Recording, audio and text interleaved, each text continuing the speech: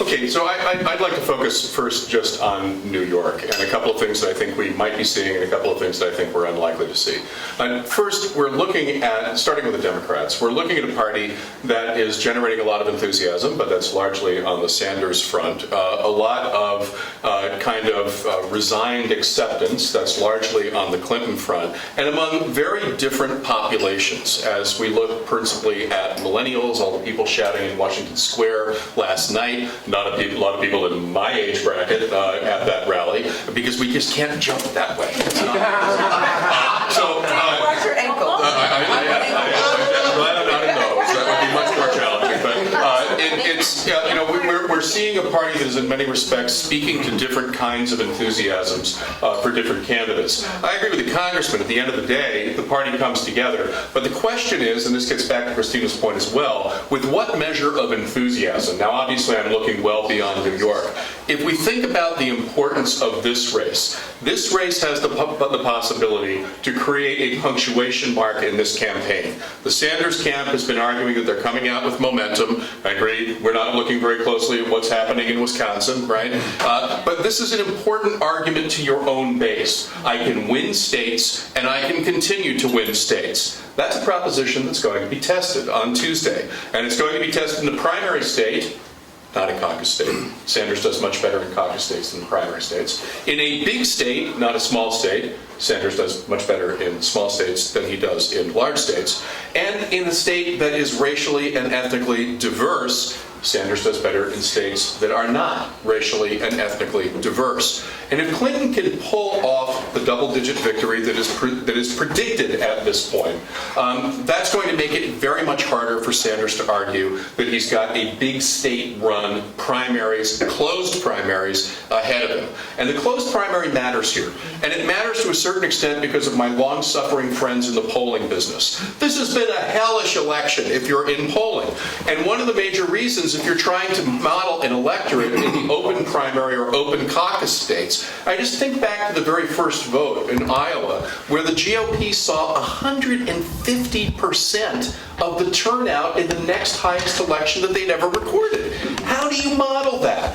I mean, the only thing that ensures the integrity of your polling models is to figure out who voted in the past and who's likely to do it again. And if 50% of the people have never been to a caucus, your models go completely in the toilet. That's not going to happen in New York. And it's not going to happen because it's a closed primary and because the enthusiasms that Sanders is tapping right now, people would have had to have known telepathically in October in order to get themselves registered to be on the polls in his behalf. So the only way he juices that up is to get registered Democrats to turn out in larger numbers and to do it among a group of the population that is particularly poor at getting out and voting for the people they support. And I'm talking about millennials. And I would love to be wrong about millennials. I will be happy to see them overperform their participation rates in past cycles, but I'll also be really surprised, and so will the Clinton camp, and quite frankly, so will the Sanders camp in this particular election cycle. So interesting times. All of what I just said about closed primaries and about the reliability that I'm placing right now in the polls apply on the GOP side as well. It's a little bit more volatile for all the reasons that Steve suggested. This really is a sui generis campaign and a sui generis candidate in the form of one Donald Trump. I don't think he's going to go away. And I think it bears mention that Christina's absolutely right. These are themes that he's tapping, a dark ugliness that goes back beyond the founding of this republic.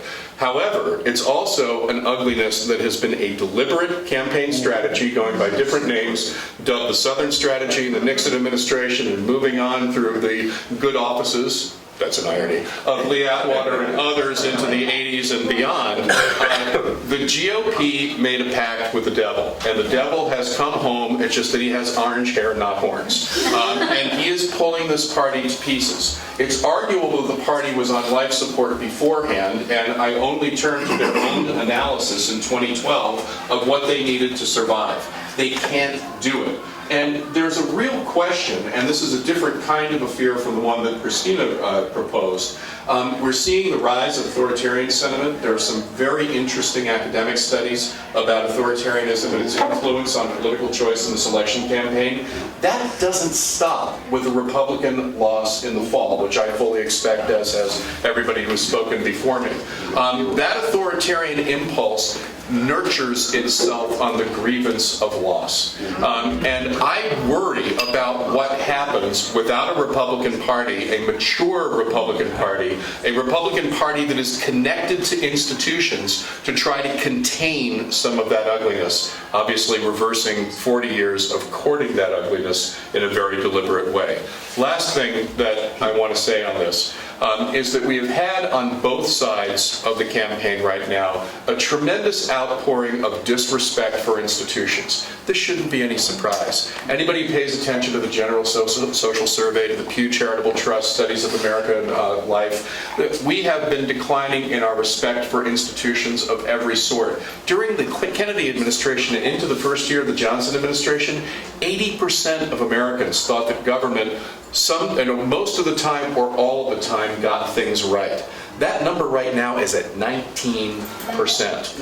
And congressional approval, if you list all the rest of it, and these are Gallup numbers that I'm citing in this case, congressional approval is at 8%, getting it right all the time or most of the time. And this is frightening. Even if you think that the Congress is a complete cesspool and a mess right now, it is frightening to have that level of loss in confidence in institutions that shape the political possibilities that we have to carry forward to a people. And I worry about that. I worry about it a lot. 69% of the Republicans who have cast a vote this year cast a vote against an institution. I mean, I'm talking about voting for Cruz, voting for Trump, voting for Carson, voting for any of the other people who said they were going to burn the house down, basically. It's 43% of Democrats at this stage in the election. It's 57% of everybody in the country. That is a scary proposition, and we don't know where that goes after November.